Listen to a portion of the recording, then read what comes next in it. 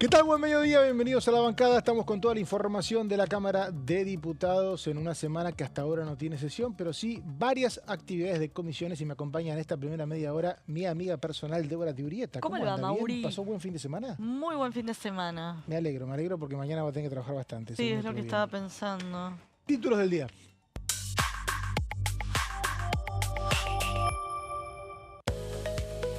Ley para jerarquizar el ANMAT.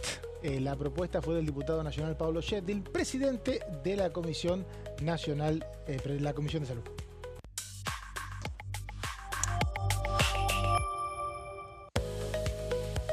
Comisión de Acción Social y Salud Pública. Este martes a partir de las 12 horas se reúne para evaluar pedidos de informes.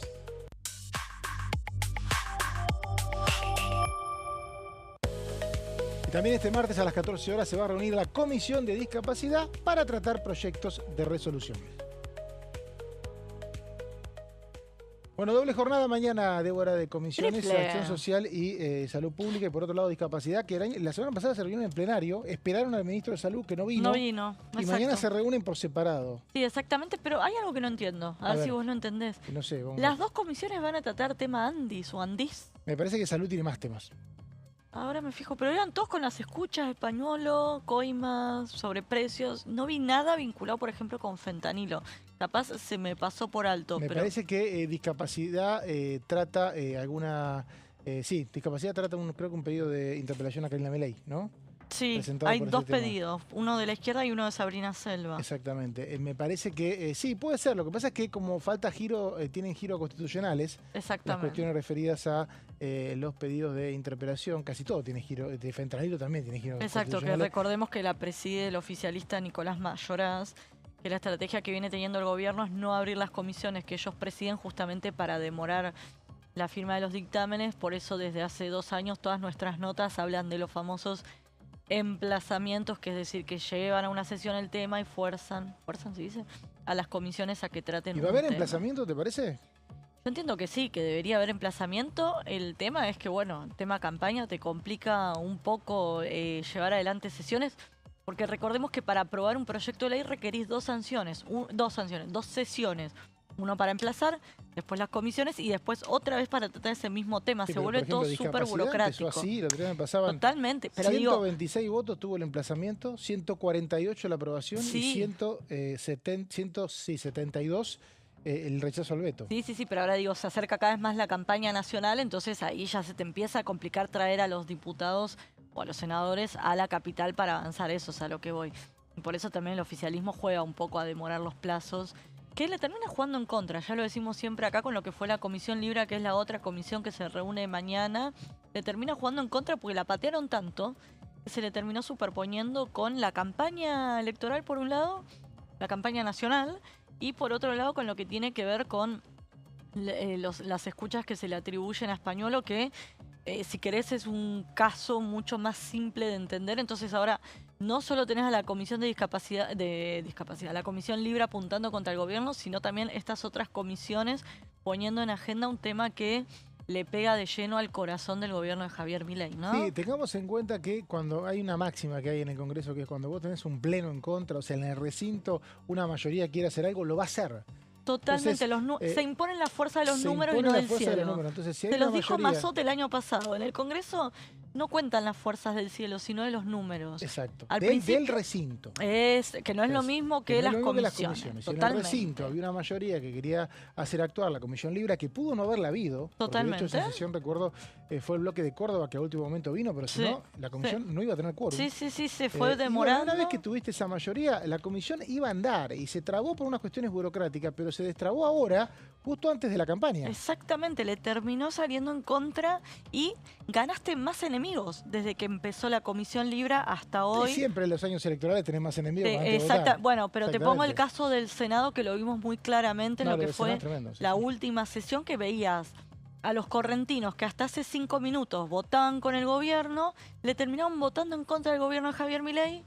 Y este fin de semana vimos las consecuencias de las decisiones. Vimos las causas. Y las causas, totalmente. No hubo un acuerdo en la provincia, lo cual es normal, muy normal. Siempre en los años pares los partidos provinciales, ahora el radicalismo de a rato lo es, especulan y los años impares lo que hacen es acordar con los gobiernos de turno o ir separados y en ese momento se tienen que diferenciar. Pero la estrategia que se le atribuye a Santiago Caputo es no nos ganemos enemigos provinciales, no nos ganemos derrotas en la previa a la campaña nacional y sumémonos al triunfo ajeno, Bueno, si más querés. o menos, porque en Salta la lista de María Emilia Orozco tuvo el apoyo de Santiago Caputo. Sí. Y en Jujuy también. Y en la de capital hecho, federal le salió bien, pero quiero decir, en algunos casos te salió quiero decir doblemente que, mal. el grupo de Santiago Caputo apoyó listas que perdieron en Sí, provincia, ¿no? y participó de campaña. Lo que quiero Sí. decir es que en algunos casos tenía mucho sentido esa advertencia y lo vimos ayer, que tuviste un diputado que salió con menos del 10% de los votos, le diste un triunfo al oficialismo, te ganaste 3 enemigos en el Congreso, pues no solo se ganaron como enemigos a la UCR en el Congreso,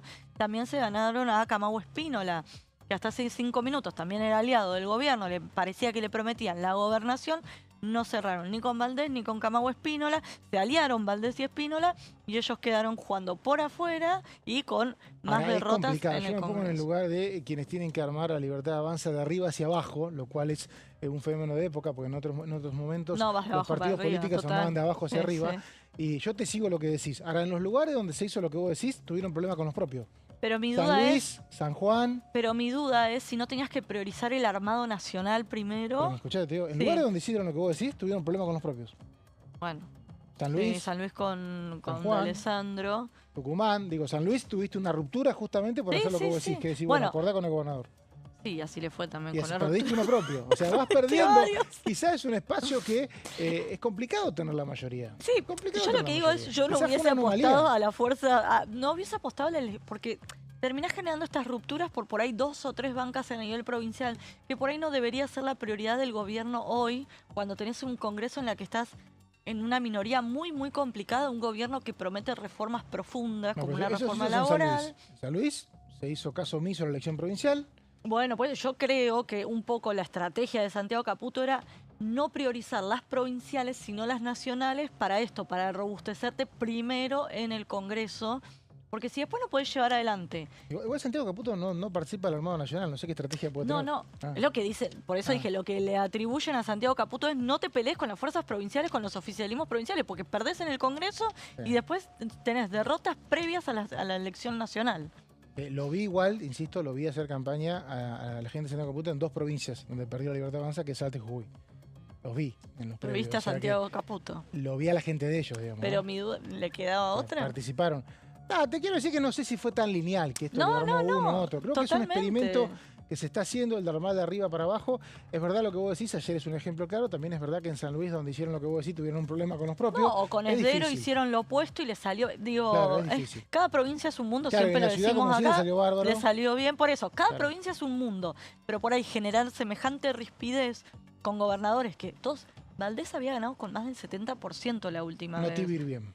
Claro, no había chance, entonces Aparte, colate, hace te 50 colgás años del que no gana, hace 50 años no gana el peronismo. el peronismo, o sea, O sea, ¿qué podés sumearte vos? Digamos? exacto, por eso, Partidos colgate el locales. triunfo ajeno, negociar alguna banca, Es una yo qué provincia muy sé. divertida. Sí, Es vos, una provincia- vos siempre tenés anécdotas graciosas. muy divertida porque Me es una acordé de provincia- vos todo ayer esperando que pase algo de lo que vos me Sí. Por suerte no pasó. Es muy vos sabés que vos pasás por los cementerios, algún correntino que está escuchando que me lo A desmienta, ver. y las tumbas tienen el color de los partidos políticos. No. Y está el Partido Liberal, el ¿En Partido serio? Nacional. Este dato sí. no me lo contaste nunca. Sí, eso es Tremendo. impresionante. Es impresionante porque lo que Hasta hay la es- muerte con tu partido es ahí. Exacto, y Mirá la vos. historia ahí de Corrientes dice que el radicalismo y el peronismo se unieron muchas veces contra los conservadores. Los Ajá. conservadores fueron tan fuertes y después derivaron en fuerzas locales Ajá. que muchas veces en la época del bipartidismo de Argentina, el radicalismo y el peronismo ahí tenían que hablar porque el conservadurismo se metía. Claro, claro, Y el mirá. radicalismo logró meterse y ganar hace 15, 20 años y sacar al conservadurismo después Claro. de 70.000 intervenciones, por eso votan gobernador en año de elección Tal legislativa, pero el peronismo sigue con 50 años de acefalía. Es muy complicado que una tercera fuerza, que una cuarta fuerza para esta altura se meta, ¿no? Y este año encima el peronismo se había, viste que había estado intervenido, se había organizado, el candidato, ay que no me sale, es el intendente de Paso de los Ascua, había sido respaldado por Cristina Kirchner. De hecho, la última aparición pública de Cristina Kirchner fue en un acto respaldando al intendente de Paso Tenía de un los piso alto, digamos.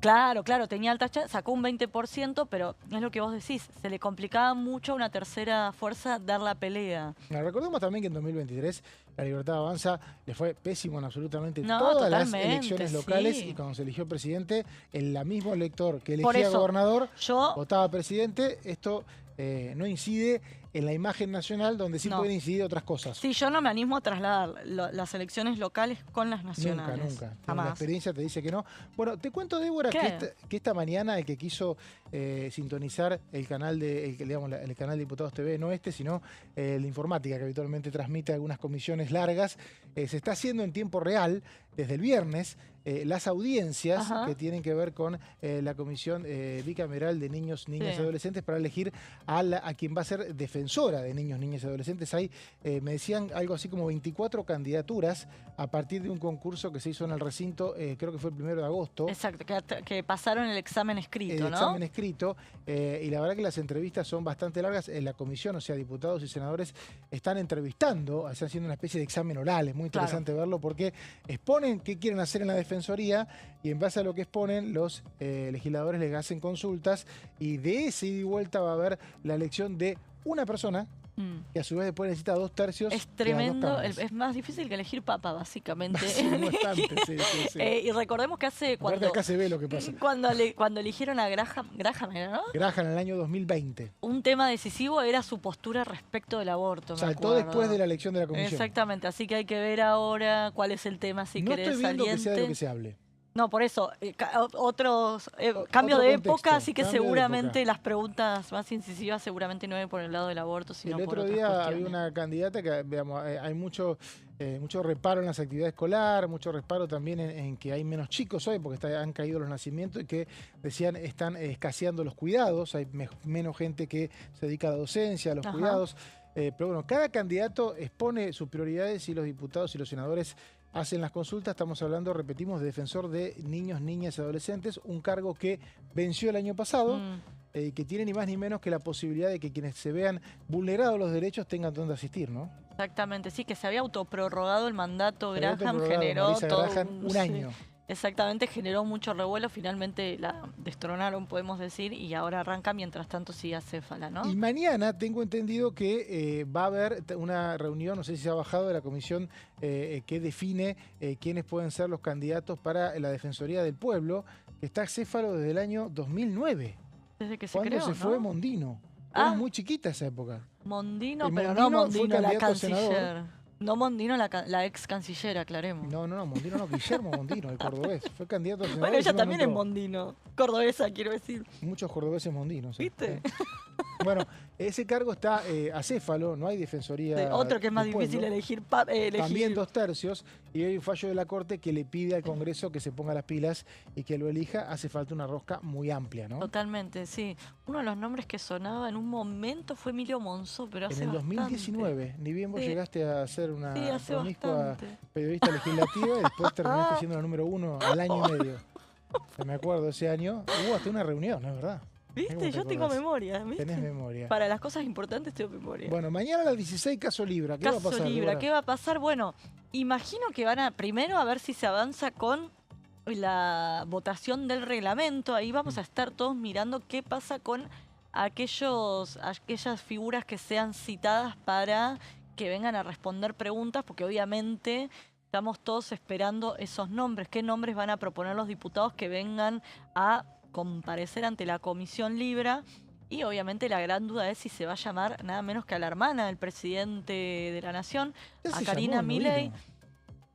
¿Cómo? Bueno, se pero llamó, no había no. reglamento, era una comisión informativa. Bueno, pero se Ahora la se citó. sancionó este proyecto y si hay un reglamento, ese reglamento que no queda del todo claro que lo vaya a incluir, lo que se puede incluir es algo similar a lo que pasa en la Comisión de Juicio Político y es que pueda intervenir un juez y traer por la fuerza a aquellos testigos que se nieguen a venir a la comisión investigadora, que como vos bien me corregías y ahora lo escribí bien hoy, busca establecer si hubo una responsabilidad política por parte del presidente en lo que es la difusión de la criptomoneda que derivó en estafa conocida como Libra. Claro, la justicia no la puede reemplazar nadie. Lo que hace el Congreso es evaluar a ver qué hicieron los actores políticos en torno a un hecho. Exactamente. Lo que está claro es que si esta comisión deriva en que hay una responsabilidad política del presidente Javier Milei, están obligados los diputados a iniciar un juicio político. Bueno, ahí empezamos con esto de si el tuit lo había hecho en calidad de presidente, no es lo mismo que si lo hace en calidad de ciudadano. Bueno, desde ahí empezó todo el debate, así que hay que ver qué tipo de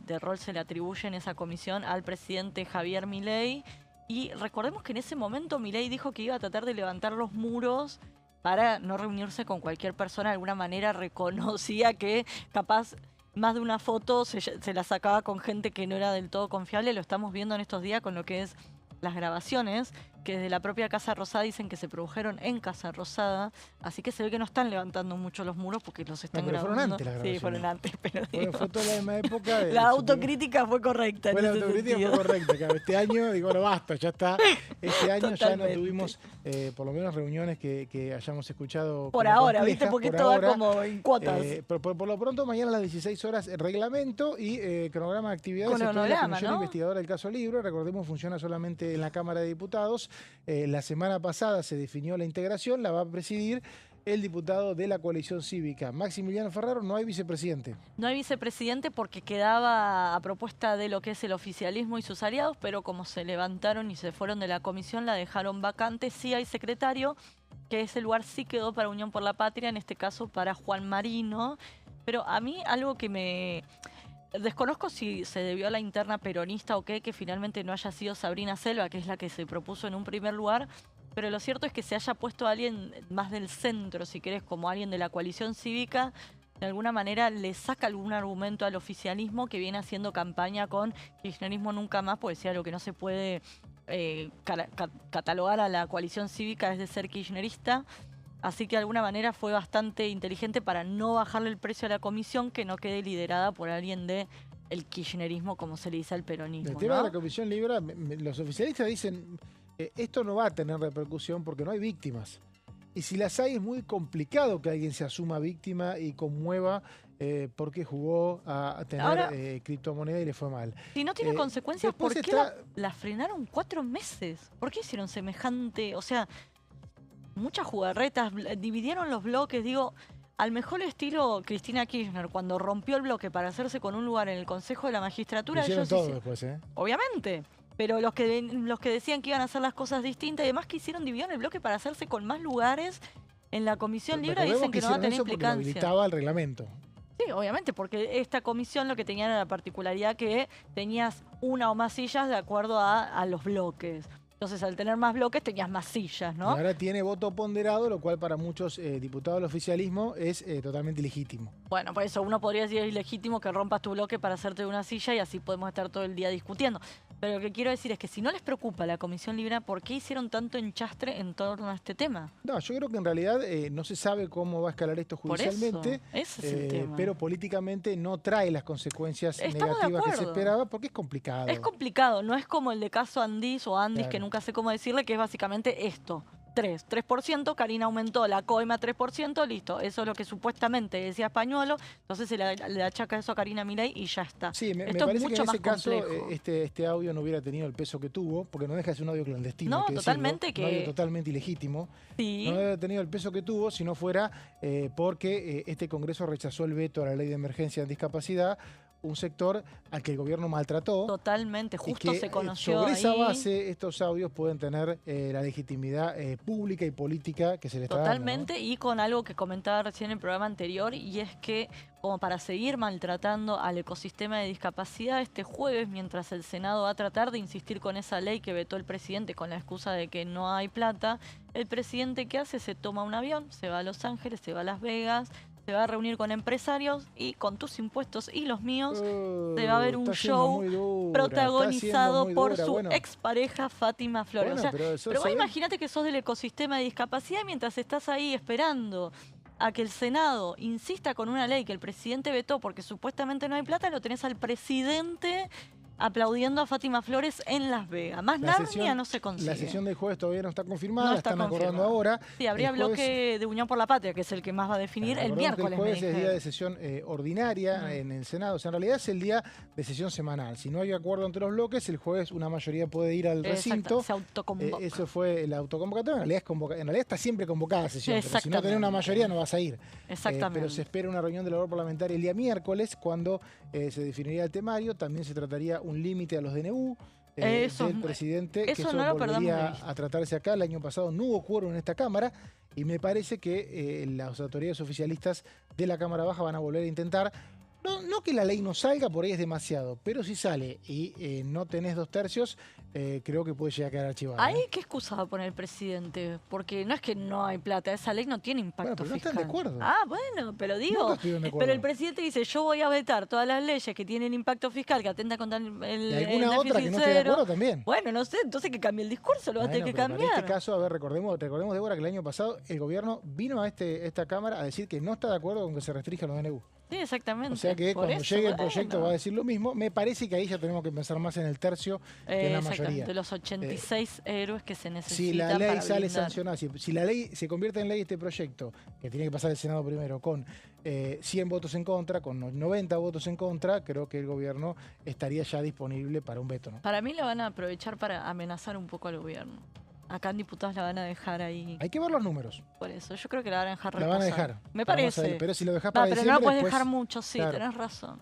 Bueno, esta es la novela, una de las novelas que va a dejar acá seguramente se aburre el que quiere. La sesión del jueves, recordemos, en el Senado. Todavía no está confirmado, pero sería ese día. Gracias, Débora. No, gracias a vos. Una pausa, así volvemos con más La Bancada.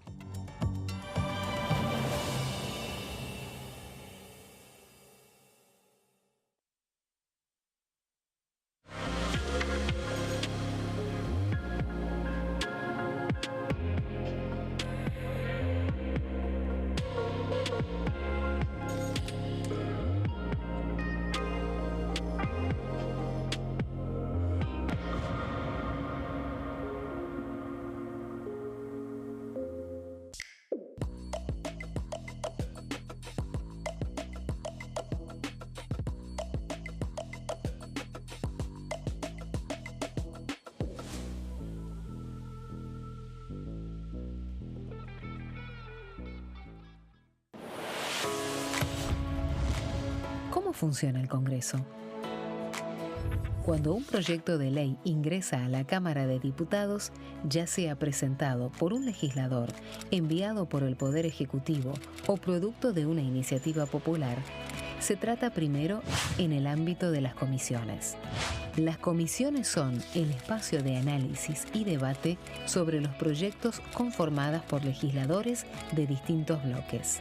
Hay 46 comisiones permanentes que son centrales en la discusión parlamentaria, como Presupuesto y Hacienda, Asuntos Constitucionales o Legislación General. Existen también 32 comisiones especiales que tratan temas específicos. En su mayoría son bicamerales, es decir, que están compuestas por diputados y senadores, como la bicameral de trámite legislativo, encargada de analizar los decretos del Poder Ejecutivo. Para que un proyecto sea tratado en el recinto, debe contar con el apoyo de la mayoría de los integrantes de las comisiones a las que haya sido girado. Al finalizar una reunión de comisión, se dictamina sobre la pertinencia de tratar el proyecto en el recinto. El dictamen puede plantear la aprobación del proyecto o su rechazo.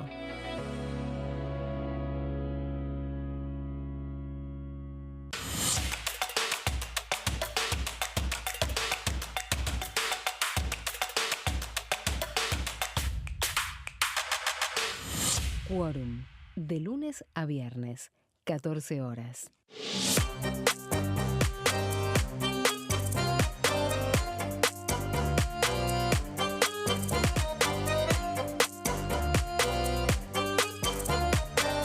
Plenario. De lunes a viernes, 15 horas. ¿Cómo funciona el Congreso? Las sesiones son el espacio donde los diputados debaten proyectos de ley para su aprobación, modificación o rechazo. en una misma sesión pueden tratar varios proyectos de ley.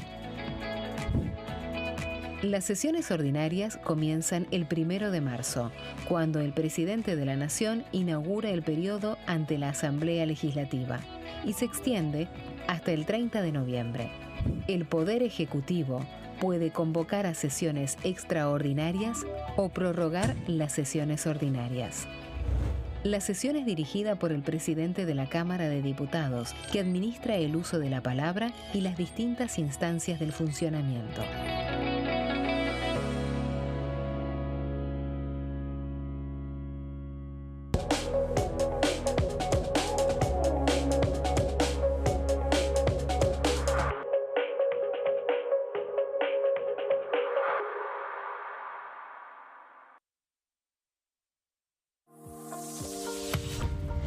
¿Qué función cumple el Congreso?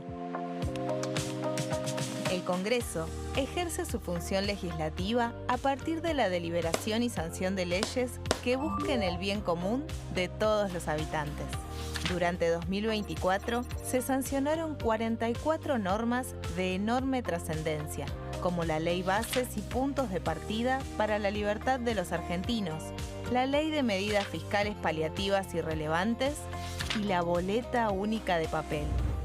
La Constitución Nacional determina las atribuciones del Congreso, las cuestiones sobre las cuales puede y debe legislar, así como sus limitaciones. También establece la relación entre los distintos poderes, que es fundamental para equilibrar el sistema republicano.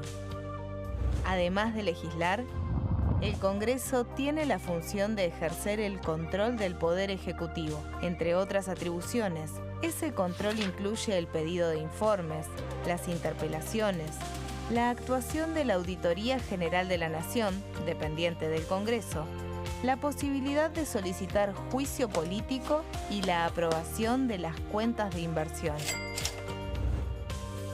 Desde la reforma constitucional de 1994, el jefe de gabinete de ministros tiene la obligación de concurrir periódicamente al Congreso para informar acerca de la marcha del gobierno. Este informe se realiza alternadamente en cada Cámara del Congreso.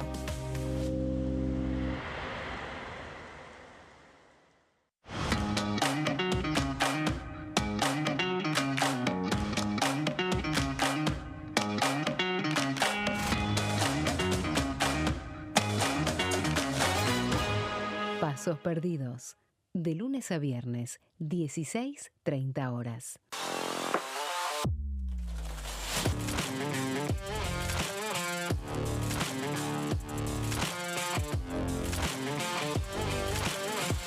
Orden del día. De lunes a viernes, 11 horas.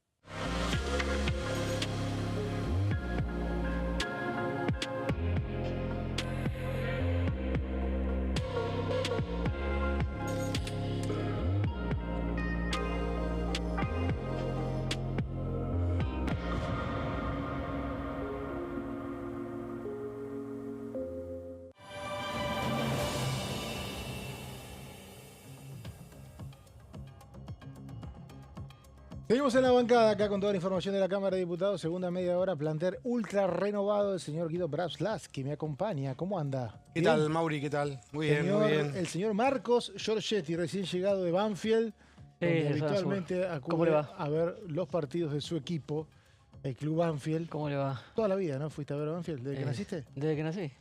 Sí. ¿Cuál es el primer partido? No tengo recuerdo del primer partido. Ah, ¿no tenés recuerdo? Directamente, no. ¿En qué año naciste? 86. ¿El equipo del 93 lo viste? ¿El de Wenzel? ¿Lo viste en vivo? Sí. ¿El ascenso lo fuiste a ver en vivo? El ascenso fue en Córdoba, no fui. No fuiste. Javier Zanetti jugando por el lateral. No, eso fue 94. en primera. Ya en primera. ¿Y no, pero fuiste a verlo? A Zanetti. Y debo haber, sí, fui, pero no tengo recuerdos. Ese es un equipazo Eso. ese. Que dirigía Caballero, ¿cómo era? López y Caballero. López y la Caballero. dupla. Claro. de pronto Banfield en primera, me acuerdo, y era con mucha presencia. Tenés mucho recuerdo. Mucho recuerdo de esa época. 4 le metió Independiente cuando salió campeón, ¿te acordás? 94, que No me quiero seguramente acordar. ibas, no te querés, te estaba acordándose de eso, pero bueno. Claro, ascendimos para que ustedes sean campeones, con razón te acordás. Sí, claro que me acuerdo, sí. Una época muy linda de Independiente, no es tan linda esta, y bueno, los lunes habitualmente nos vemos con Guido. Tenemos repaso. ¿4 Banfield o 4 Independiente? No, Independiente ganó 4 El equipo a de- Banfield, entonces el sí me quiero campeonato, acordar. te tenés que acordar. Sí. Salimos campeones con Brindisi, ¿te acordás? Ujú, claro. Creo que volvió del Mundial, hubo un parate por el Mundial, volvió, y ahí mismo. Bueno, un paréntesis futbolero con el señor Marco Giorgetti. Tenemos una semana, decíamos, donde mañana va a haber bastantes actividades de comisión, algunas que ya se reunieron la semana pasada, como la Comisión de Acción Social y Salud Pública, la Comisión de Discapacidad. Van a tratar la cuestión referida a las denuncias por supuestos casos de corrupción en Andis, y después a las 16 horas la Comisión Investigadora del caso Libra. ¿Cómo la ves esa, Marcos? Caso Libra, ¿cómo sigue? Sigue con... ¿Cómo sigue acá en el Congreso? No recordamos, porque esto no es la causa penal o por otro lado. Exactamente, tenemos martes ya... Sí, 16 con horas. 16 Todos horas. los martes. Si te parece, ya comentamos un poco Dale. Bueno, lo comentamos, que habíamos preparado. Se definió que Vamos con las placas de señor Marcos. Sí, no, eso, sin mandaste, dale. Sin placas. Se definió el jueves que el presidente sea Maximiliano Ferraro. Lo habíamos adelantado. No, vos dijiste 3 nombres. El lunes. No seas cara dura. El lunes lo habíamos adelantado. Carreño, Sabrina Selva o 3 nombres. O Maximiliano Ferraro. Bueno, está bien, pero de 3 dijiste, ¿o no? Había 3 candidatos. Eran de 14 De dijo 14 3. dije 3. Bueno, qué vivo, hubieras dicho los 14. Cuando teníamos el antecedente de que Sabrina Selva había sido la única propuesta por la oposición. Claro. Abriste 2 más. Abrí la posibilidad de que no fuera Selva, que me parecía que era un dato importante. Vos lo avalaste. También es parte mérito tuyo lo que sucedió o lo que anticipamos. ¿Y qué significa que un diputado de la coalición cívica presida la comisión investigadora? Bueno, era que la oposición se mostró unida nuevamente. Mantuvo los 14 diputados detrás de una misma propuesta, a pesar de haber cambiado el nombre. Unión por la Patria en este caso se dio protagonismo porque la anterior propuesta era una diputada de UP. En este caso Maximiliano Ferraro, que es de la coalición cívica, que suele ser un bloque que está detrás siempre de las investigaciones y de este tipo de temas, y además el diputado autor del proyecto de resolución que volvió a activar... destrabó la comisión. Que destrabó la comisión. ¿Qué va a pasar? El secretario de la comisión quedó Juan Marino y la vicepresidencia vacante. Eso en cuanto a lo que se definió el jueves. Lo que va a pasar es que se van a reunir, va a haber una primera reunión en donde se van a hacer un repaso de lo que ya sucedió en los pocos encuentros que pudieron hacer en los 3 meses anteriores, y van a definir cómo seguir hacia adelante.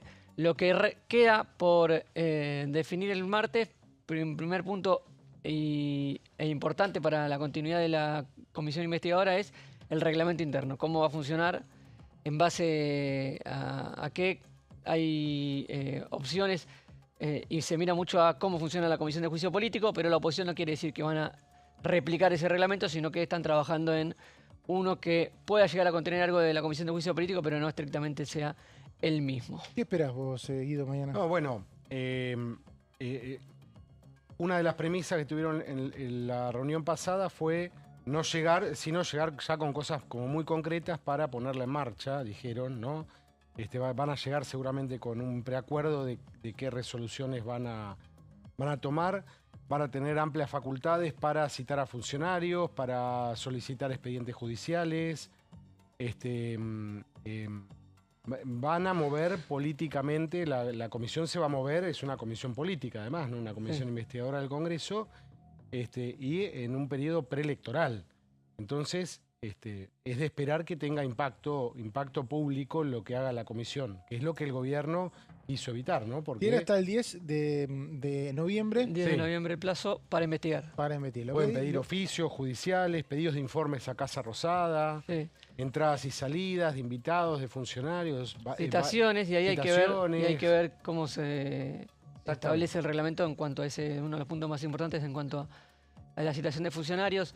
En el tema de juicio político, hemos visto cuando fue el juicio de la Corte que pedía orden judicial para que actuara la fuerza pública. Finalmente nunca terminó sucediendo eso. No, ¿sucedió? ¿Cómo que no? Sucedió que se pidió, pero Bueno, sí, si te van a ir a buscar con un patrullero, venís vinieron solo, los pero invitados en el ese ex caso. titular de la obra social de la Corte Suprema, cuando vio que le iba a buscar un patrullero, vino.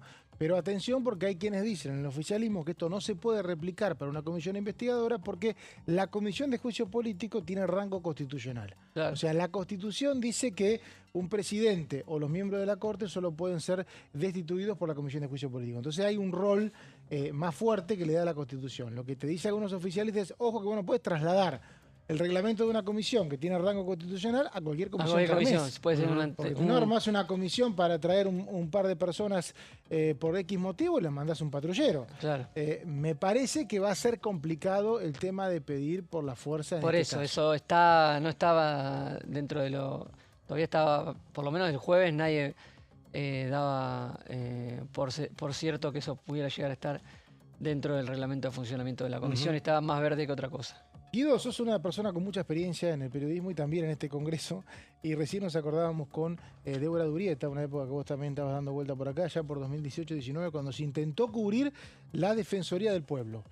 No se pudo y ahora la Corte retó al Congreso en un fallo, y parece que mañana hay una comisión bicameral que se va a encargar de eso. ¿Te parece que puede haber un avance para... Necesita 2/3 de cada cámara, pero digo, vamos a seguir, desde 2009 que no tenemos Defensor del Pueblo. Es un gran interrogante ver aventurar qué es lo que puede suceder, ¿no? Hay que esperar. ¿Para qué sirve el Defensor del Pueblo, para vos? No sé. Son órganos de la Constitución creados. Está bien que estén cubiertos. Hacen informes, ¿no? Que a veces son... Sí, hacen informes. Después, no sé, uno tiene experiencias. Está el Defensor del Pueblo, está... No quiero mezclar porque cada uno tiene distintas competencias. Está el Defensor de la Tercera Edad, que es muy activo, Eugenio Semino. Estuvo toda la polémica con la defensora de la niñez. Bueno, que ahora se está eligiendo. Hoy hubo una audiencia nuevamente. Ya hay 24 También postulantes. a veces uno ve... El tema es quién ocupa esos lugares, ¿no? En el caso del Defensor del Niño es un organismo que en toda la pandemia con los niños encerrados no se pronunció nunca. Era inubicable la doctora Graham. Vino acá varias veces, ¿cómo que no? No, era durante toda la pandemia.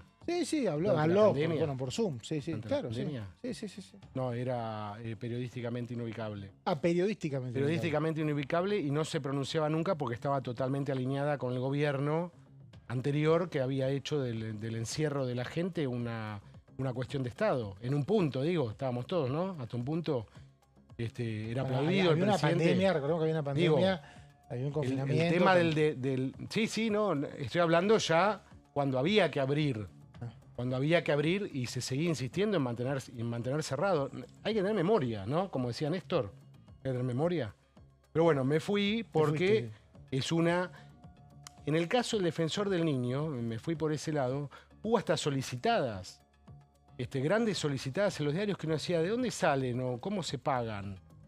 23, 24... Sobre la necesidad de nombrar Defensor de la Niñez. Bueno, cuando se nombró, de golpe desapareció públicamente el tema. Bueno, por eso es interesante... Todas estas ONGs. Bueno, y durante la pandemia no hubo quien hablara de los niños. Bueno, por eso contemos cómo es que se elige. Porque entonces, por eso digo... todos estos organismos, déjame cerrar la idea, si no parece que me tira con el tema de los niños, todo depende de quién es la cabeza, quién lo lleva adelante, los acuerdos políticos, ¿no? Son finalmente oficinas políticas, así que vamos a ver qué pasa con el Defensor del Pueblo. Bueno, te pregunté por el Defensor del Pueblo, respondiste Defensor del Pueblo y también Defensor del Niño, y es bastante atinado lo que hiciste porque se está en este momento, me están informando en vivo, se están escuchando, entonces me están informando en vivo. Decirle a Guido que hoy 18:30 termina una audiencia que empezó a las 9 de la mañana, se puede sintonizar por el canal de la Cámara de Diputados, hubo una el viernes ya, donde escuchen, son 24, me dicen, postulantes que pasaron el examen escrito para ocupar el cargo principal. Sí, son el recinto. Es como un aula magna cuando vos ibas a la facu, ¿te acordás? El aula esa de teórico. Bueno, se hizo el 1 de agosto un examen del que fueron aprobadas 24 personas. Creo que hubo casi 200. Sí. Y esas 24 personas están exponiendo desde el viernes. De ellas, una va a ser la elegida y la comisión tiene que avalar esa elección y después 2/3 de cada cámara. Ese fue el proceso por el cual en 2020 fue elegida Marisa Graham, que estuvo hasta este año y que es la persona que recién Guido decía que no le había gustado mucho las funciones como la había ejercido. Bueno, esperemos que esta recupere un poco la imagen del lugar. Fue la primera Graham. Es un acuerdo, sí, es muy complicado conseguir los 2 tercios para este tipo de designaciones que son decisiones políticas también. Más allá, de, difícil, más allá de las audiencias el tema es los que sean todos organismos que no sean para completar y para repartirse cargos políticos entre ciertos núcleos. Bueno, ¿no? en principio llegan... Es decir, por ejemplo, la Defensoría del Niño, ¿cuándo escuchamos a la defensora anterior? Vayamos a los archivos de la época, ¿dónde se pronunció contra el encierro? ¿Dónde se pronunció por la pobreza? 7 de cada 10 niños en situación de pobreza. ¿Dónde hubo pronunciamientos? Bueno, creo que algún material son funciones que tienen que cumplir esos lugares. Acá alguna vez, por eso te digo, creo que expuso muchas veces ante la comisión. No. Por ahí no te pueden gustar las políticas públicas que se hizo, puede cuestionar cómo se desenvuelve en la función pública. Estamos viendo que para llegar a ese lugar, para llegar a ese lugar hizo exámenes, tuvo audiencia como estamos viendo ahora. Y después tiene que reunir 2 tercios. 2 tercios de muchas direcciones, muchas secretarías, la Defensoría, muchos cargos públicos, mucho tuvo, sí. Bueno, hoy se va a elegir ojalá funcione para la gente, ¿no? Y vamos a estar muy atentos, la verdad, porque me encanta que le subas el precio. Hay que defender a los niños, hay que defender a los jubilados. Hay que le subas el precio a defender al pueblo. Defender al pueblo. A organismos que, bueno, está la Corte, estamos hablando de esto, aclaremos, porque la justicia está retando. No en el caso de Defensor del Niño, que venimos bien, porque el año pasado venció un año nomás de vencimiento. Sí, estamos... Pero en el caso de Defensor del Pueblo tenemos exactamente 16 años de acefalía. O sea, ahí es donde hay un reto judicial y obviamente... Mondino, ¿no? Fue el último defensor. Cordobés. Se anotó para senador y encima no entró. ¿Podés creer? Y dejó el lugar vacío. Tenía un segundo que también venció y no hay defensor del pueblo. Hay quienes están enojados con otros organismos que se crearon, recordemos, en la Constitución del 94. Antes no existían. Se copiaron de las constituciones europeas. Inclusive cada provincia tiene el suyo. Vas a una provincia y está el defensor del pueblo de la provincia, el defensor de la ciudad. El de la ciudad, exactamente. Son cargos que, bueno, definen sus integraciones este Congreso. Bueno, vamos ahora a uno de los proyectos. El señor Guido Ralaji, como siempre, lo que hace es revolver, ensuciarse las manos para ver qué proyectos hay presentados. Y uno tiene que ver con el programa nacional Pancitas Llenas. Contame un poco, Guido, qué se trata. Sí, bueno... lo habíamos traído y lo reiteramos, este programa, que es de apoyo y financiamiento a comedores y merenderos en Argentina. Los autores son diputados de distintos partidos políticos y eso también es una de las cosas interesantes que tiene. Hay diputados de la Unión Cívica Radical, de Unión por la Patria también hay algún firmante, de la Coalición Cívica, de Encuentro Federal, y tiene una pata empresaria importante. También ahora lo vamos a ver. ¿Y cuáles son las novedades que trae en la siguiente placa? Posiblemente lo tenemos. Es un sistema de asistencia alimentaria a sectores vulnerables mediante una tarjeta prepaga de uso exclusivo para responsables de comedores y merenderos, distribuida a través de canales bancarios formales. La siguiente es para una adquisición eficiente y transparente de alimentos saludables. Propone capacitar, es muy largo el proyecto, trajimos una síntesis nada más. Sí, ahora recordemos que quien quiera lo puede leer, ¿no? El proyecto entero puede entrar a la página de diputados. Así es. Capacitar en manipulación y elaboración de alimentos para las personas que están encargadas. Busca garantizar también la gestión transparente de los fondos y la rendición de cuentas por parte de todos los actores involucrados. Es un proyecto que tiene muy en cuenta, se hace muy cargo de toda la polémica que hubo, de todas las denuncias que hizo Capital Humano, a partir de esta gestión, que busca satisfacer esto, decir, bueno, vamos a hacer un proyecto integral que esté auditado, ¿no? Que es un poco la palabra. Hubo denuncias, recordá, que puso este gobierno. Denuncias de este gobierno hubo respecto a la compra de alimentos. Exacto, bueno, claro. de cómo funcionaban los merenderos, claro, los comederos durante la gestión anterior, de que eran gestionados por organizaciones sociales sin ninguna transparencia, de que había fondos Tercerizados. tercerizados, que no se sabía dónde iba a ir. Bueno, todo el reclamo de este gobierno de que los fondos tienen que estar debidamente auditados. De alguna ¿no? manera, con este proyecto, se me ocurre, puede haber una trazabilidad de la entrega de medicamentos. Sí. Perdón, de medicamentos no, sino de alimentos. Sí, sí, está todo muy, muy cuidado el tema del rumbo y además está centralizado en capital humano, ¿no? Claro. El tema. Bueno, ahí está, mecanismos claros de control y supervisión integrados por representantes de los sectores involucrados, beneficiarios, sector privado, Estado y universidades.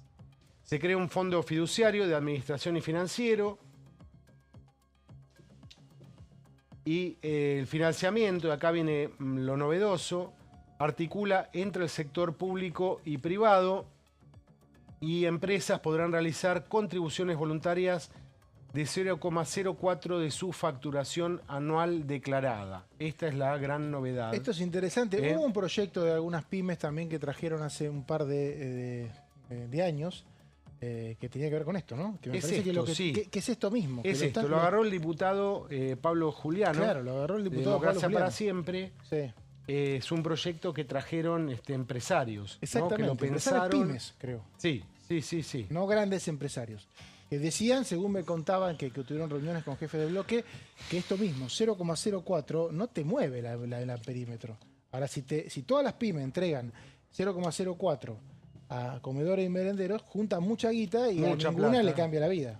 Y es un beneficio también para las empresas, ¿no? Que tienen, ahora lo vamos a ver, las empresas podrán realizar contribuciones voluntarias, ¿no? De su facturación anual declarada, y en la siguiente tenemos que acceden a beneficios concretos, fiscales, reconocimiento social, ¿no? Además, ventajas competitivas en licitaciones y ferias internacionales. Tienen una serie también de beneficios por estas contribuciones. Es un proyecto que busca pensar integralmente una solución y una articulación entre lo público y lo privado. Y también tenés datos respecto a cómo está hoy la pobreza, ¿no? Así es. Que tiene que ver con un descenso que hubo el año pasado de pobreza según el INDEC, ¿no? Así es. Aquí lo tenemos. La pobreza fue de 38, me cambio de monitor, que lo tengo más cerca, 38,1 en el segundo semestre de 2024. Disminuyó respecto al 52,9 del primero del mismo año. La indigencia descendió al 8% frente al 18% anterior. Pese a estos indicadores, estamos en niveles muy, muy graves que se sostienen en el tiempo, no baja, podemos agregar, no baja del 25%. Sí, y los niños son el sector más vulnerable del país. Lo decíamos antes, a propósito de esto de la situación de la niñez. Claro. 7 de cada 10 niños están en situación de pobreza, acá dice 51,9. Pobreza medida por ingresos, que es lo que mide el INDEC, ¿no? Los indicadores más modernos que miden pobreza multidimensional. ¿Qué incluye ahí? Incluye hábitat, es decir, vivir en viviendas hacinadas, uno o más indicadores de pobreza multidimensional, que es hacinamiento, atención en salud, por ejemplo, chicos que no ven un médico en los últimos 3 años, chicos que no van a un odontólogo en 3 años, chicos que no ven un médico aunque coman, son en pobres, un año. Quizás no por ingresos no son pobres, pero sí viven en habitaciones de 3 o más, ocupadas por 3 o más personas, no tienen asistencia de salud y otros indicadores que hacen que estén en situación de vulnerabilidad, ¿no? Por eso recién decía Guido hoy al principio, que no vio la segunda media hora desde el comienzo, que a partir de esta vulnerabilidad de los chicos, la elección del próximo defensor de niños, niñas y adolescentes, seguramente va a ser una defensora, tiene que tener en cuenta la implementación o por lo menos empujar políticas públicas para revertir esta situación. Y además, ¿no? que hable de esto todos los días, ¿no? Todos los días hay que hablar de esto y no un defensor del niño, como tuvimos, que era parte de un gobierno. Entonces, hacía caso omiso de todos estos datos, ¿no? Bueno, esto, recordemos, tiene que ver con un proyecto Pancita Llenas, presentado por diputados de diferentes bloques de la oposición en base a una propuesta de diferentes pymes argentinas que acaba de detallar el señor Guido Velázquez. Nos vamos a un tuit de último momento del vocero presidencial, Manuel Adorni, referido a los hechos que son de público conocimiento sobre la filtración de audios. Vamos a ir viendo el tuit. El gobierno denunció, dice el vocero Adorni, ante la justicia federal una operación de inteligencia ilegal con el fin de desestabilizar al país en plena campaña electoral.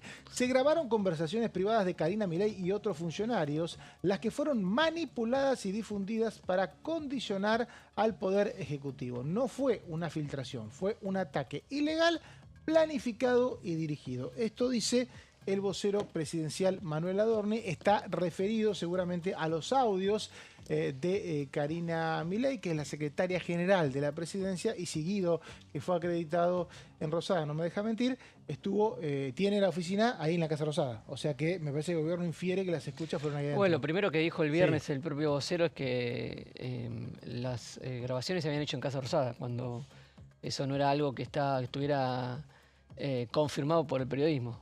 El propio vocero en el primer tuit del viernes pasado dice que las grabaciones se hicieron en Casa Rosada. Bueno, si el periodismo supiera dónde se hicieron las grabaciones, el periodista que diga eso va a tener que declarar, porque no son legítimas las grabaciones. Claramente nadie va a decir eso, decime.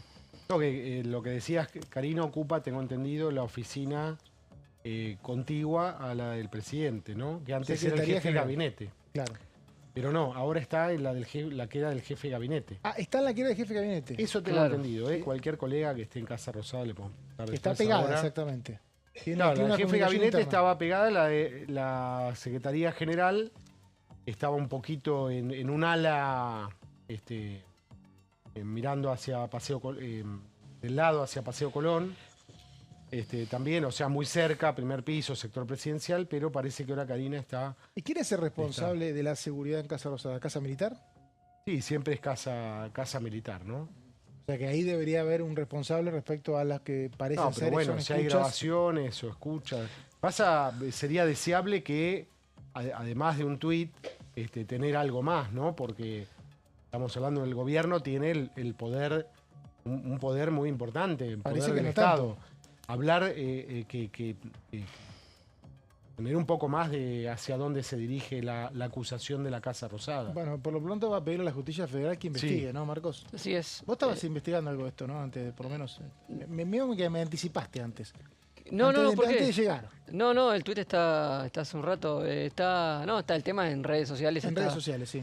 Está muy presente. No es que esté investigando algo, sino que estaba informado por las redes, y es un tema que mañana aparte tiene agenda en la Cámara de Diputados. El tema no de los audios de la Secretaría General de la Presidencia. En comisión de el tema Andis mañana en discapacidad y en salud. Van a aprobar pedido de interpelaciones. Pedido de informe, pedido de interpelación también están dentro del temario. El tema comisión investigadora tiene proyectos, pero no va a ser abordado mañana. Así que va a estar presente también en la agenda de esta semana este tema de la filtración de audios en el gobierno. Bueno, por lo pronto el miércoles no va a haber sesión, pues, por lo tanto va a estar un día tranquilo, va a estar el tema de la Defensoría del Pueblo, que van a empezar a debatir si puede elegirse un sucesor, y en la Cámara de Senadores el miércoles se va a definir si finalmente el jueves, como todo parece indicar, va a haber una sesión para rechazar en forma definitiva el veto a la ley de emergencia en discapacidad y avanzar con una restricción de los decretos de necesidad y urgencia de este y de todos los gobiernos, ¿no? Esto por lo menos es lo que está en agenda esta semana, y ya para la semana próxima veremos cómo seguimos. Gracias, Guido, por esta media hora intensa, como siempre. Gracias, Marcos. Por favor. Abrazo grande a todos. Mañana nos vemos acá a las 13 en la bancada.